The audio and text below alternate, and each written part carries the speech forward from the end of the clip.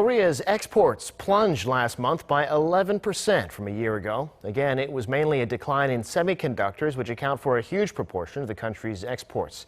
And with Japan piling on by cutting Korea off from key semiconductor materials, things are not likely to get better, at least in the short term. Kim Da-mi has more. South Korea's exports fell in July for the 8th consecutive month. The Trade Ministry said on Thursday that the country's outbound shipments tumbled 11% on-year last month. Exports were tallied at around $46 billion, down from the $52 billion seen a year earlier. The ministry attributed the fall to slumping semiconductor prices as well as the U.S China trade war.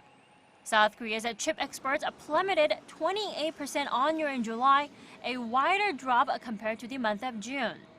Imports fell 2.7% on-year last month to around $44 billion. But Japan's export curbs were not the main reason behind the fall in July. Before the trade restriction was announced, Korean firms reported that they had about 3 months' worth of inventory of these chemicals. That's what they're using currently.